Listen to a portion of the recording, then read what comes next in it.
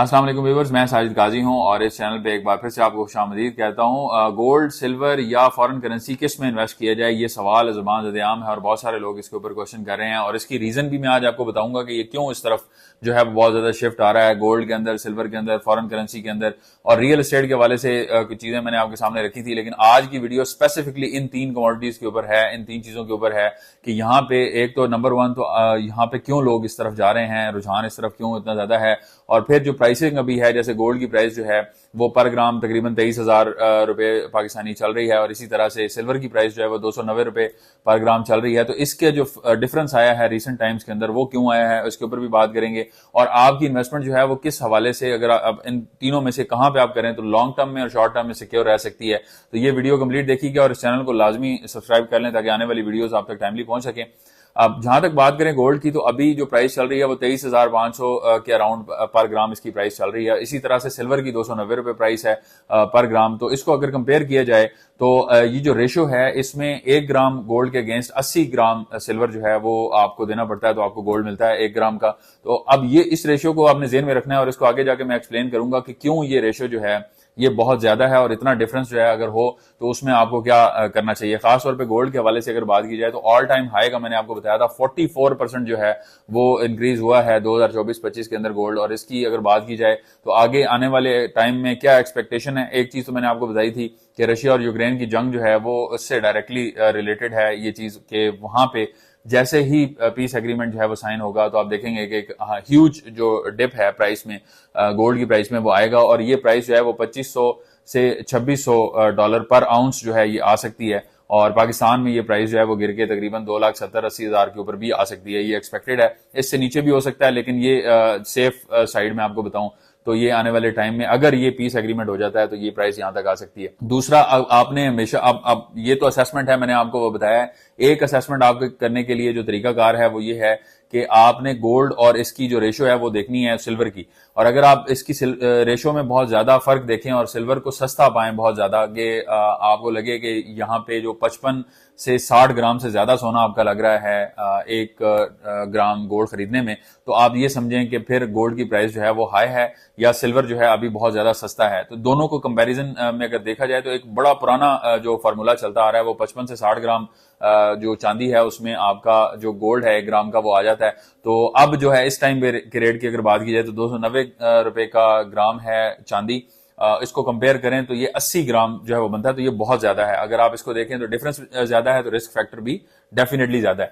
फिर आप अगर गोल्ड में और सिल्वर में से दोनों में कहीं इन्वेस्ट करना चाहें तो कहां पे इन्वेस्ट करें, इसमें अगर इसको कंपेयर करें तो गोल्ड की इन्वेस्टमेंट जो है वो लॉन्ग टर्म के एतबार से भी और वैसे भी सिक्योर और सेफ इन्वेस्टमेंट होती है। और जहां मुल्कों में हालात खराब होते हैं, ये जो बहुत ज्यादा लोग जो है वो इस तरफ जा रहे हैं, इस तरफ सवाल करते हैं, तो वो सेफ हेवन तलाश कर रहे होते हैं। और पूरी दुनिया का यही दस्तूर है कि जब मुल्क के हालात खराब हो कहीं भी या दुनिया के हालात ओवरऑल खराब हो, कुछ जंगें शुरू हो रही हो, तो लोग जो है वो गोल्ड की तरफ अपना जो है वो रुख करते हैं, क्योंकि गोल्ड जो है वो एक सेफ इन्वेस्टमेंट है। ऑन द लॉन्ग रन आपकी जो डिवैल्यूएशन है करेंसी की उस के अगेंस्ट भी और ओवरऑल जो आपकी वेल्थ के अंदर भी उसका एक बड़ा जबरदस्त रोल होता है कि वो ऊपर ही जाती है उसकी प्राइस और आपको वो स्टेबल एक जो है वो शेल्टर प्रोवाइड करती है। आपकी ओवरऑल इन्वेस्टमेंट की डाइवर्सिटी जो है वो भी उससे मेंटेन हो रही होती है। अगर आपकी रियल एस्टेट में लॉस हो रहा है, अगर आपकी जो अगर आप कोई फॉरेक्स ट्रेडिंग वगैरह में उसमें करते हैं तो उसमें अगर आपका लॉस हो रहा है तो गोल्ड के अंदर कम से कम आपको लॉस नहीं होगा, उसकी आपकी इनकम जो है वो स्टेबल रहेगी। तो इसलिए गोल्ड की इन्वेस्टमेंट सिल्वर के मुकाबले में कदरे बेहतर रहती है। सिल्वर की अगर बात की जाए तो उसका इंडस्ट्रियल यूजेज जो है उसके ऊपर अगर बात करें तो वो बहुत ज्यादा है। और आजकल आप देखें सोलर पैनल्स के अंदर उसका यूजेज है, इलेक्ट्रिक कंपोनेंट्स जो बनते हैं उसके अंदर होता है और बहुत सारी चीजें जो हैं वो सिल्वर के ऊपर डिपेंडेंट है। तो सिल्वर का आगे जो इंडस्ट्रियल यूजेज बढ़ रहा है इसके ऊपर जो फर्क पड़ेगा वो कितना एक फर्क पड़ेगा, क्या अभी आप इसमें इन्वेस्ट करें तो इसकी प्राइस ऊपर जाएगी या नहीं जाएगी। कंपैरिजन में अगर आप देखें तो क्योंकि इंडस्ट्रियल यूजेज ज्यादा है और उसकी डिपेंडेंसी ज्यादा होती है, तो अगर इंडस्ट्रियल यूजेज में कमी आती है तो इसके अंदर रिस्क फैक्टर भी उतना ही बड़ा है सिल्वर के अंदर।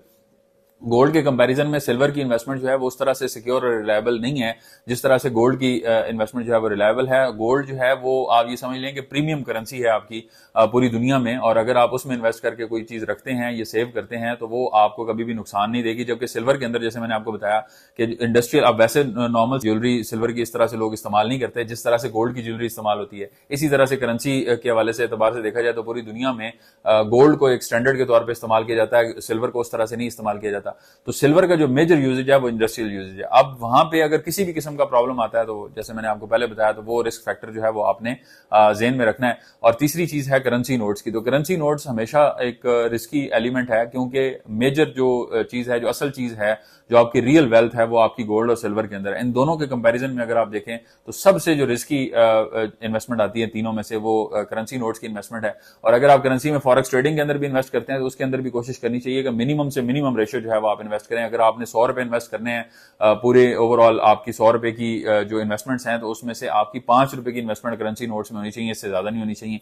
और इसी तरह से आपकी जो गोल्ड और करेंसी के हवाले से अगर बात की जाए तो आपकी 30-40% इन्वेस्टमेंट जो है कोशिश करें कि वो गोल्ड के अंदर होनी चाहिए, और 10-15% आप सिल्वर में भी कर लें तो बेहतर है। तो डाइवर्सिफाई अगर करेंगे, गोल्ड को आप मेजॉरिटी इन्वेस्टमेंट्स के ऊपर आप रखेंगे, जब आप इस तरह से उसको देख रहे हैं, तो फिर आप जो है वो लॉन्ग टर्म के अंदर स्टेबिलिटी उसमें रखेंगे। बाकी जो मेरा पॉइंट होता है, मैंने पिछली वीडियोस में भी आपके सामने रखा कि लॉन्गर रन के अंदर अगर आप इसको लेके चलेंगे तो कभी भी आपको नुकसान नहीं होगा। शॉर्ट टर्म के अंदर ट्रेडिंग्स के अंदर नुकसान जो है वो ज्यादा होता है। गोल्ड के अंदर भी नुकसान आपको हो सकता है, जैसे मैंने आपको बताया अभी प्राइस हाई है, अगर आप हाई प्राइस पे खरीदेंगे, बाद में इसको जब आप बेचेंगे तो इसमें आपको नुकसान हो सकता है। तो ये इंपॉर्टेंट चीज है कि आप इसको इस तरह से एनालाइज करें और फिर उसके बाद कोई डिसीजन लें। और इन तीनों में से जैसे मैंने आपको बताया कि गोल्ड जो है वो सेफेस्ट इन्वेस्टमेंट है, नंबर 1 प्रायोरिटी आपकी वो होनी चाहिए। अगर आपने वो ऑलरेडी किया हुआ है तो उसके बाद फिर आप सिल्वर में कर सकते हैं। करेंसी नोट से कोशिश करेंगे आप जितना से जितना अवॉइड कर सकें उतना बेहतर है। इस हवाले से कोई आपका क्वेश्चन हो, कंसर्न हो, कोई सजेशन आप देना चाह रहे हो, कमेंट सेक्शन में हमें याद कर सकते हैं। हमें अपनी दुआ में याद रखें। मिलते हैं आपसे नेक्स्ट वीडियो में, तब तक के लिए अल्लाह हाफिज।